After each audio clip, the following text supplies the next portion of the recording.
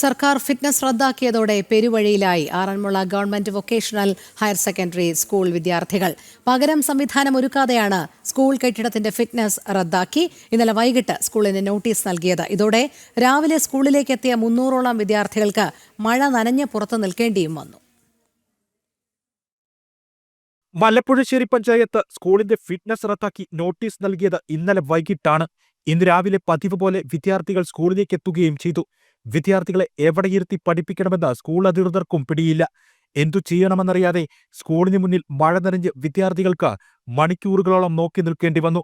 ഒടുവിൽ സ്കൂളിലെ 300ഓളം വിദ്യാർത്ഥികളെ ഒന്നിച്ച് സ്കൂൾ ഹാളിലേക്ക് കയറ്റിയിരുത്തി. ഇന്നലെ വൈകിട്ട് നമ്മുടെ ആറന്മുള ഗവൺമെൻറ് ഹയർ സെക്കൻഡറി സ്കൂളിൻ്റെ ഫിറ്റ്നസ് റദ്ദാക്കിക്കൊണ്ടുള്ള ഒരു ഉത്തരവ് ഇന്നലെ ഇവിടെ വന്നു.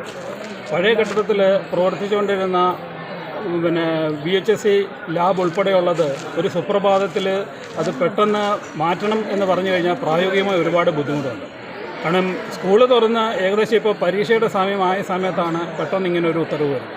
അതുകൊണ്ട് ഇപ്പോൾ ശരിക്കും പറഞ്ഞാൽ അത്രയും കുട്ടികളെ ഞങ്ങളിപ്പോൾ ഇവിടെ ഒരു ഹോളിനുള്ളിൽ മുഴുവൻ ക്ലാസ്സിലെയും കുട്ടികളും കൂടെ ആ സ്കൂൾ ഉൾപ്പെടെയുള്ള മുഴുവൻ കുട്ടികളും കൂടെ അതിനകത്ത് കൊണ്ടിരുത്തി പഠിപ്പിക്കേണ്ട ഒരു അവസ്ഥയിലാണ് ഇപ്പോൾ. തേവലക്കര അപകടത്തിന്റെ പശ്ചാത്തലത്തിലാണ് സ്കൂൾ കെട്ടിടത്തിന്റെ കാലപ്പഴക്കം സംബന്ധിച്ച് പരിശോധന നടത്തിയത്.